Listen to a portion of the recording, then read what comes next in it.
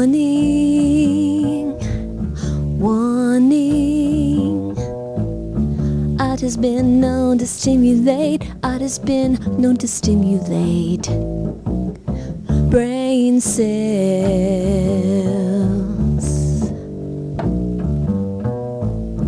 Warning.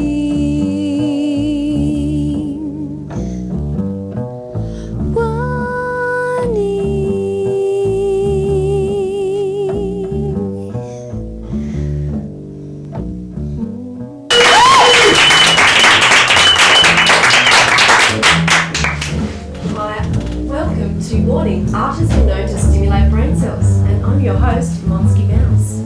Tonight it's the show where we have that crunchy and seamless blend of art and entertainment. Let's welcome my ever-faithful co-host, assistant, Snappy Tom. Hi, Snappy. Bang, bang. Hi, everybody. Thanks for having me. Good to see you all here. Thanks for coming. How are you tonight? Pretty well. Much the same as always. On top of the world. Fantastic. So let's also then say hello to the woman who's playing bass as we speak, our musical director, Sandy Close. Hi, Sandy. Well, let's get straight into the show with a bit of arty tossing time. So, Tom, what's our topic today? Well, our topic today is I've just, like as I told you earlier, come fresh from Don Badman's 91st birthday. You have? And of course he wasn't there. As we said earlier, he's never arrives at these things. But the amazing thing was nobody knew what postmodernism was. So I thought the perfect discussion for tonight would be postmodernism. Right. So you were at the party. At the party. And you brought up the topic of postmodernism. Is that? Yeah, it just comes up in conversation with me. As you know, I'm an arty tosser. Yes, I guess. That's right. And the surprising thing was nobody knew what it was, and I was thinking maybe this is just a sort of a word that's used by an elite few. Right. So which is a bit of a worry. Can you describe for us postmodernism in your own words? In a nutshell, no. But what you could say is it's a reaction against modernism and conventions and codes, and it's subverting the dominant and using things like sampling and taking other genres and mediums and melding them into a new and, well, not new because nothing's new, obviously. Nothing's original in postmodernism, like yourself.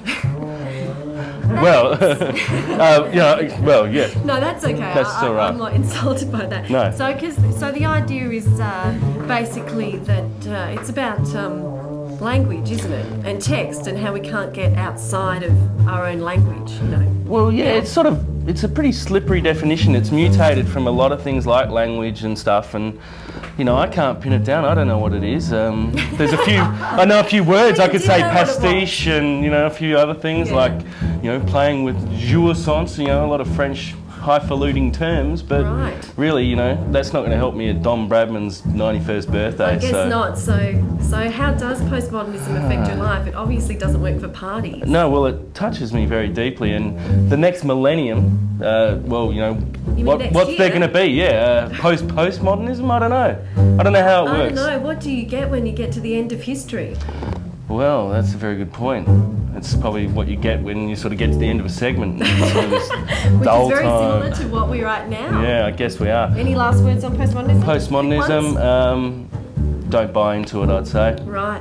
Well, now it's time for this week's t-shirt, and I hope you're going to enjoy it very much. This week's t-shirt, say no to yes men.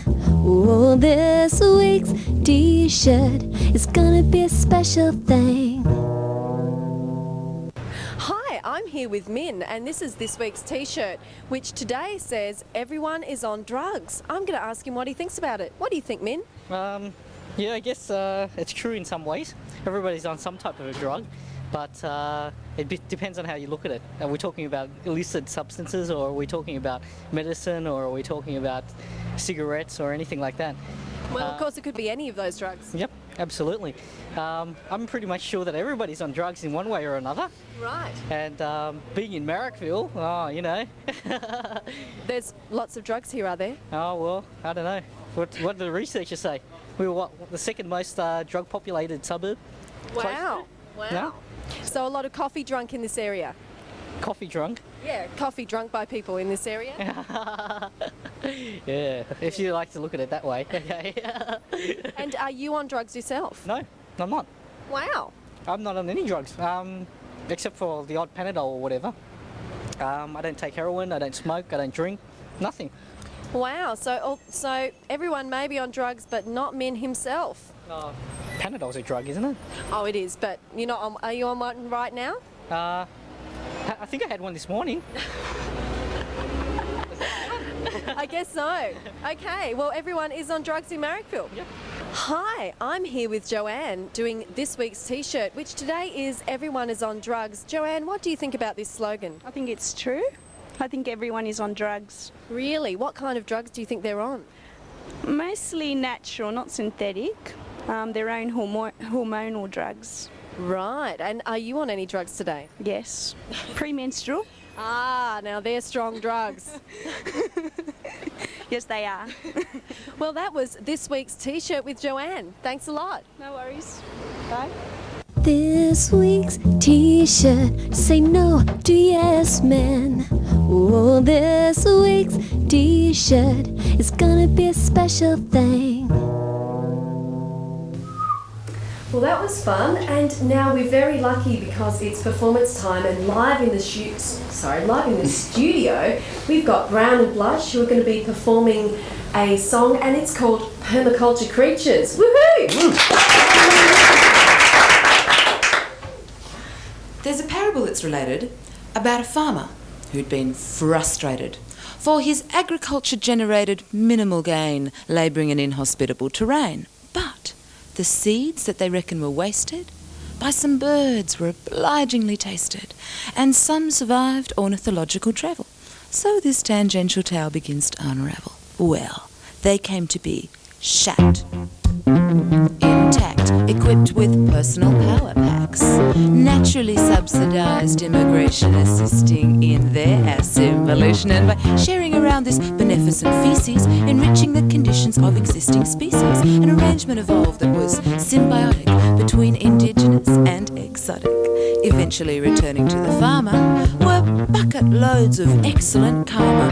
Growth was sparse, but even so, it anchored the topsoil. More did grow. He watched amazed, totally delighted by every tiny improvement he cited, ignoring his neighbours, who thought he was crazy, taunted and damned him as foolish and lazy. Permaculture creature.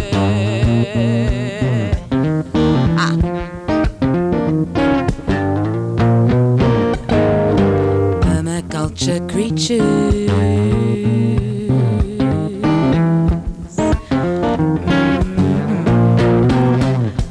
He was patient, frugal, only covering needs. Mulched, manured, discovered that weeds had medicinal uses, formed windbreaks and shade. So weeds made him happy instead of dismayed. And when a blight destroyed his neighbour's monoculture farm, his permaculture plan was only minimally harmed. And some were even humbled, tortured by regrets, but the base controlled their choices. They were shackled with debts. Well, the air was rent by his neighbour's moans when the banks started foreclosing on the loans that they only approved for the kind of produce requiring irrigation schemes and chemical use. So the farmers got the blame for all the overcrowding, for the water table and productivity dropping, because the public didn't know about fine print obligations to purchase the products of major corporations. Permaculture creatures. Putting in a gardens. Gardening's a lovely teacher. Permaculture, cultured creatures. Putting in a gardens. Gardening's a lovely teacher. The populace misinformation were fed, and away from the crux of the issue were led. So the permaculture man took a pen in his hand to sow seeds of hope in the souls of the land, imparting the wisdom wrought from the earth. So if life gave them shit, they could appreciate its worth, adding vital nutrients at moderate cost, mulled into the method of the cosmic compost. Lay down a base of something dry, all of those desiccated values of times gone by. Now sprinkle liberally with disrespect.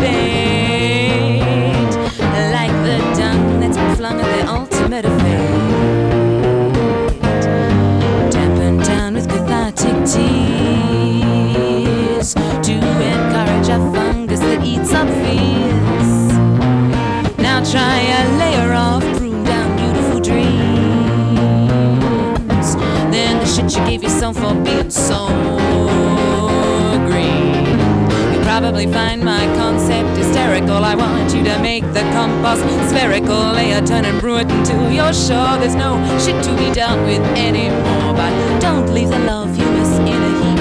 The promise of the future won't just keep. Spread it generously around each heart. Give every gardener the power to start. Culture creatures. Putting in a gardens. Gardening's a lovely teacher. Permaculture, culture creatures. Putting in a gardens. Gardening's a lovely teacher. Putting in a gardens. Putting in a gardens. Putting in a gardens. Putting in a gardens. Putting in a gardens. Putting in a gardens. Putting in a gardens. Gardening's a lovely teacher.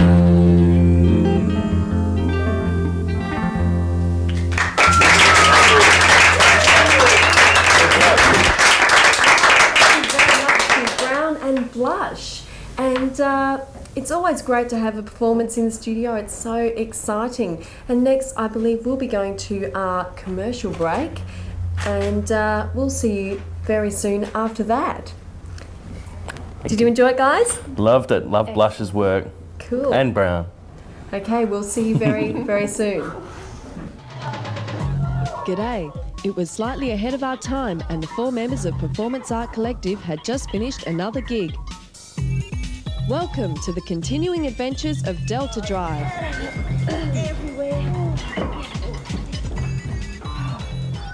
Now, I've just got to remember how to engage this thing. What a great gig. Shut up! At that price, this had better bloody work. Yeah, here we go. Hayes 5-cylinder accepted and ignited. With super at that price, no wonder everyone's going Delta. Delta drive initiated. Delta card rising. Delta 9 achieved.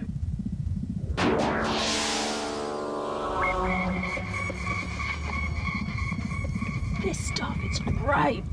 Really works. It's a pity it's illegal.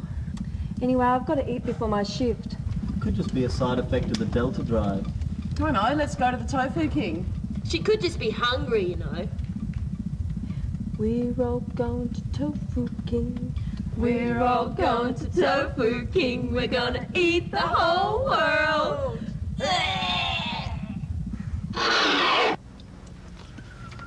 Do we have to leave Adelaide to make it big? Yeah, Melbourne, Lyvern Central. It's just our scene. No way, Sydney. Yeah, along with the rest of Australia. One day, all those little suburbs by the sea are just gonna sink under the weight of wannabes. Brisbane or Perth. Why not just be stars in paradise? Darwin. Can't beat the lifestyle. No, soft food.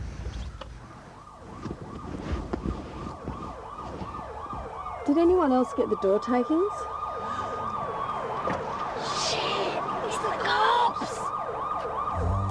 To find out what happens next and more, call the Delta Drive line on 1900 937 441. Call now or anytime. That's 1900 937 441. But be warned, art has been known to stimulate brain cells. We're back, and now we're actually going to go to another segment, and this is one of our regular segments called The Suburbs. This week we shot it down in Marrickville, which is a Sydney suburb. Tom, have you ever been to Marrickville? I certainly have. Really? Yes, me and the Marrickville mauler, Jeff Fennick, we used to hang out there early in the 80s and go to Little Egypt, a little cafe there. He used to fan the food and... Wow. You know that term, I love yous all? That was me. I gave that to Jeff. You just come up with all of them. I did. Didn't you? It was, yeah. Jeff's never lived that one down. Right. Thanks to me. Well, let's hope you all enjoy Marrickville as much as Tom did. I did. The suburbs, the suburbs, the suburbs, the suburbs.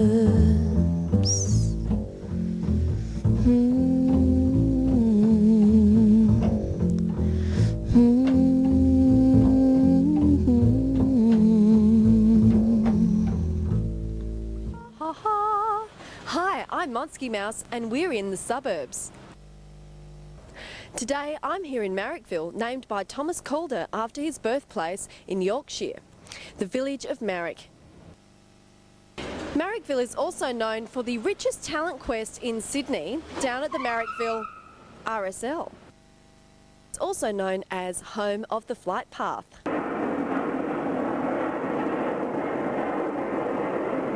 What's your names? Ken. Ken? Hi Ken and... Kev. Kev. Wow, Ken and Kev. So are you guys local to Marrickville? Yep. Oh, yeah. Yeah. Yeah? Yeah. And why did you choose to live in Marrickville? I don't know. My family moved here from Tasmania years ago. Right. We just settled here. Yeah? Oh, well, that's a good reason if it's your family. And how long have you been here then? Oh, since I was 10. Wow. And how old are you now? 69. Wow, so that's quite a few years. And have you been here all your life as well? Yeah. I had no choice, my father. So. Yeah, they always do that to you, don't they? They just make you live with them when you're growing up. So, what do you like about Marrickville? Well, I know the area. Yeah.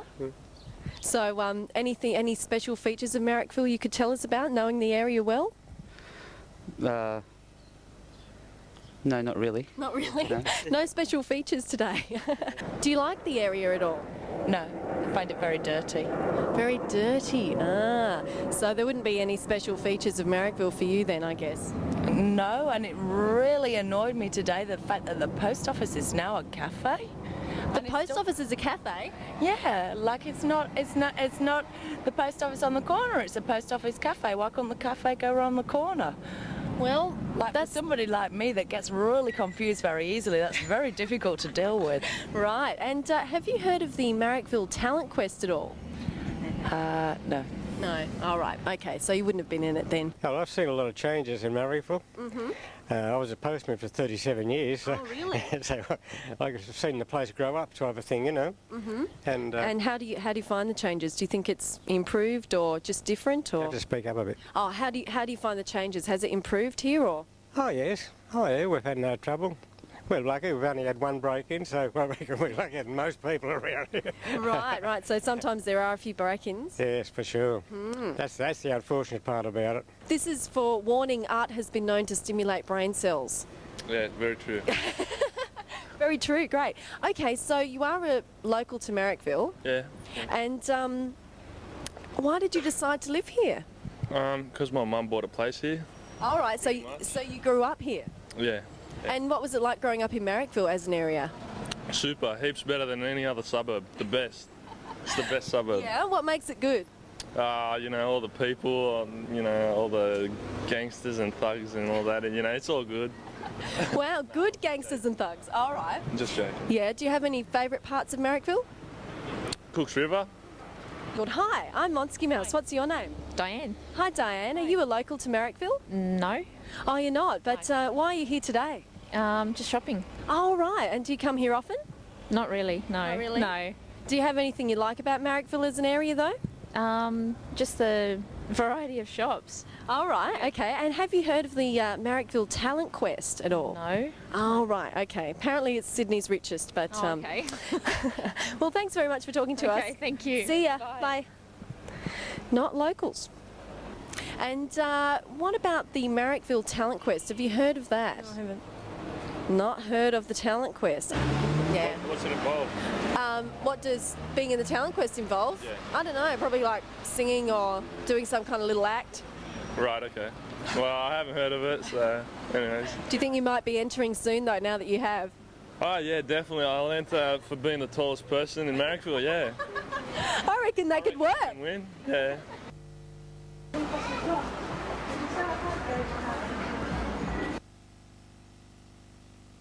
Well, we've had fun in Marrickville today. I hope you did too. And back to me in the studio. See ya. Ha ha ha.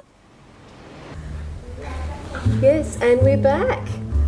And now it's time for our interview. Very exciting part of the show. And our guest tonight is a columnist for the Australian newspaper. She's a comedy writer and stand-up performer. And she's also a part of the newly formed comedy workshop. Let's welcome her to the show. It's Elena Lonergan. Hi Lena, how are you tonight? Very well, thank you. That's good. And let's get into the questions. So you've come to comedy as a writer. When did you decide you were funny? Well, it's interesting you should ask that actually. I recovered from an illness 3 years ago and I was so happy not just to get my health back but to get my sense of humour back as well that I found myself writing these slabs of strange stuff and I'd burst out laughing aloud while I was writing. And I thought, well, if it works this well for me, it's got to work for other people too. Right. So 3 years ago I started sending lots and lots and lots of submissions to editors, everyone I could think of, and they ignored me of course, but I've just started being published this year. So it's been just the beginning, just in 1999. Right. So new to the actual published world. Absolutely, absolutely, very new. So you're of course, you do the Friday, is it the... Yes, it's a column. It's called Punchline. It's on the back page of the business section in the Australian. It's... Sorry. That's me. That was it? Yeah. And so please buy the Australian and read it. It's very good. So comedy in the business section? Believe it or not, yes. So do you have to write comedy about business? Yes. Sometimes they have rejected my work because it hasn't been businessy enough. Oh, really? They unfortunately don't share my fetish for the secret life of electronic appliances. And when I've written on topics like that, they've actually said, no, thank you, we don't want this, please write about the world of business. All right. But apart from that, they're very good with me. They basically allow me to talk about how much I hate economics and how much I hate economists. Wow, that's lucky considering it's the business section. Exactly. I think I sort of have a role like the village idiot or the court jester. So when things are getting too deep and tragic and meaningful, the king would call in the jester so everybody would have something to laugh at. I think I have that function in the business section. Right. Wow, that sounds really cool. It's quite postmodern. Do you think so? I think so. I was wondering if you were going to throw that word in. It had to be. I'm relieved that you have. I'm glad you brought that up. So do they ever reject it, like, they reject it because it's not about business, do they reject it because it's not funny?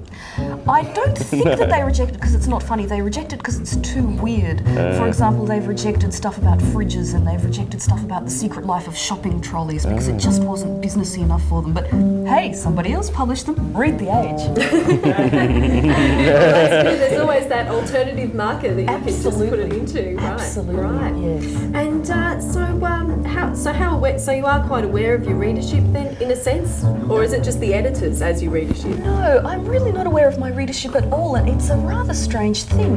I have received a couple of fan letters in the last 6 months or so, but the people who wrote them were so obviously insane that I couldn't really take them seriously or even respond in any way. I didn't really know what to do about it. You sure it wasn't just creative writing? Well, I really don't know. So I do have this feeling that I'm quite isolated from my audience, and I guess the only way that I have of knowing that people like to read my work is that people like to publish it. But then again, it's always just the editor's reaction, it's not the reader's reaction. Right. So I guess when they axe my column, I'll know I'm not funny anymore. Okay, people are throwing away the business section or something. Exactly, without reading it. Right. And so tell us a bit about the comedy workshop. Oh, okay, the comedy workshop. Well, how did you get involved and what is it? Well, I'm very proud to say that I'm one of the founding members of the comedy workshop. It only came together last year, and basically there is no such thing apart from us. There's no such thing in Australia, and there's really a need for it because I think it's a very popular time for comedy. Comedy's being published more. People want more comedy. They actually go out to venues to hear stand-up comics, to hear cabaret, and often people will pick up a newspaper and they are just looking for the funny columns. They don't really want the news. They read Michael Leunig. They look at the cartoonists. They look at column 8. They look at basically the unserious stuff.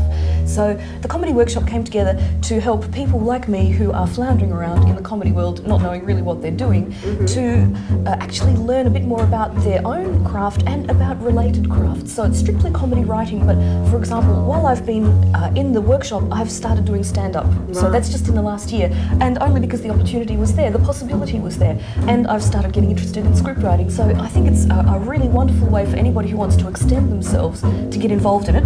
If you want to write to the comedy workshop, Workshop. It's PO Box 742 in Newtown. Wow, our first real plug on the show. Absolutely. Oh, look, I've plugged everyone today. And or you can email us. It's comedyworkshop as one word at hotmail.com, and we'd love to hear from you. We welcome everybody. It's only $25 a year to join. We have meetings at Trop Nest, we have craft sessions, and it's fantastic. So it's basically a group of people who've joined together to share ideas and in the genre realm of comedy. Exactly, and we have guest speakers who talk to us about production for television, for film, who talk to us about print medium, everything, the works. So, oh wow, it sounds really cool. It's fantastic. And the other thing I was interested in quickly asking you about as well is your Russian background. You actually got a doctorate. She's a doctor. And how that might influence your comedy. Look, I just feel I should really explain that I only became a doctor because I thought that I'd be able to write prescriptions, but unfortunately it's not true. I'm the wrong kind of doctor. So you can imagine my disappointment after all those years of toil. But no, I did write a doctorate about the short work of the 1960s and the 1970s that was written by Russian authors who couldn't get published legally in the Soviet Union at that time, but they used to circulate their work underground. And it was a tremendous reaction to these monolithic tomes of socialist realism, these huge weighty novels and these trilogies, you know, the kind of thing that if it fell on your head it would kill you. But what people started to do was write very short work to respond to that. And it would often be just half a page, 1 page, 2 pages, almost the sort of thing you could easily memorise and say off by heart, really very much almost going towards stand-up comedy. And I studied those authors for 10 years, and now I am looking over my shoulder at them constantly. They are the inspiration for my work and my style. Well, that's great. And unfortunately, that's actually all we have time for. So we're going to have to thank you. Let's give her a quick round of applause. Fantastic. And we're going to go to another one of our regular segments. It's Pearls. Yes, it is. It's Pearls of Wisdom. And let's learn from some other people's experiences and also down in Marrickville. Are we going to it? We are. We're going to it. Pearls of wisdom.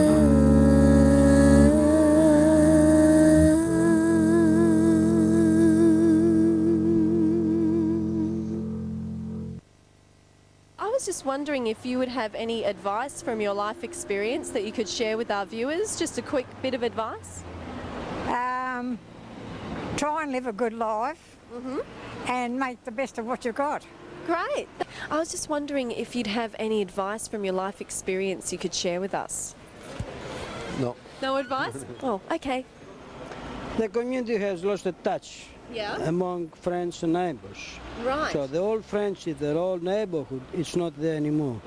The youngsters are not having enough respect, or they don't show some respect to themselves first and then to the rest of the community.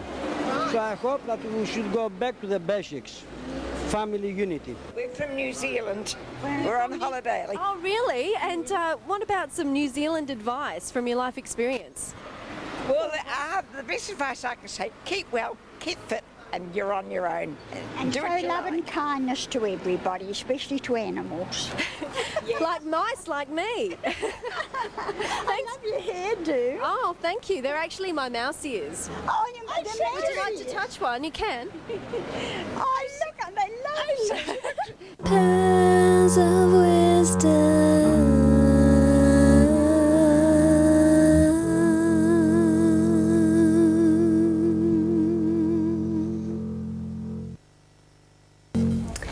Well, I'm glad we got those pearls of wisdom, and sadly it's time for the show to finish. It's the end of the show and it's time to thank all my guests, starting with Elena Lonergan. I can't believe I finally did say it wrong. Okay, just in time for the end. So thanks to Lena, thanks to Brown and Blush for performing, thanks to Tom, of course, for assisting me, and thanks to Sandy for playing during the show, but she's going to play one more song.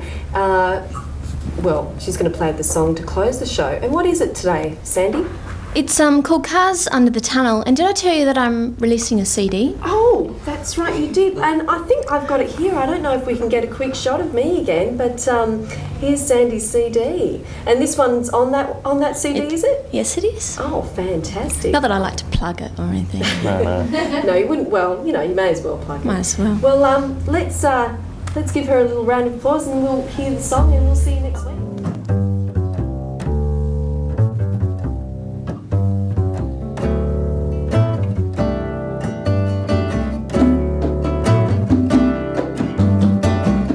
Cars under the tunnel, slow as they pass her by. She struts and strolls, pounds and poses, waiting to snag a fly.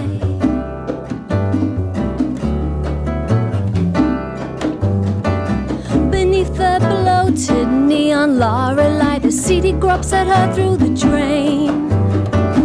Amidst the styrofoam Big Mac cartons, she's the root at the end of a fast food lane. But focusing so clearly through the smog, that little one, his fingers clutching to her hair, his eyes wide agog. Malicious words, she takes no heed, she couldn't care. Once she's done the deed, no need to atone, 'cause her baby's her sticks and stones.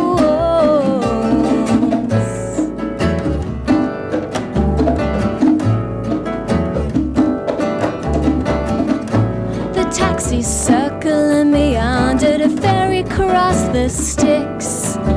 Through the torrents and eddies they struggle, bringing the businessmen, the moguls, hard for a fix.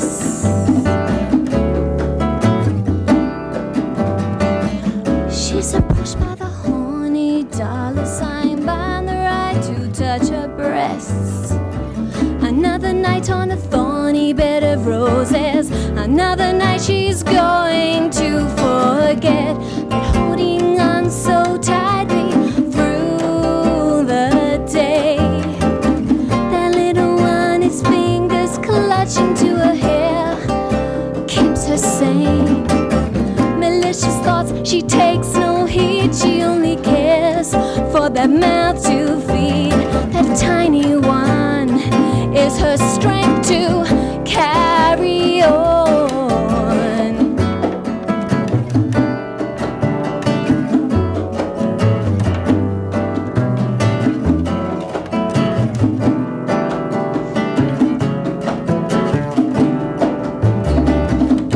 Running back through the tunnel all the way, reaches the light where there's no more trouble. Safe in her arms, she holds her babe. Bruised, abused on the ground, left to die. She finally sees that in every client's face is her father's eyes. She'll be a victim no more, she's a partisan. She's gonna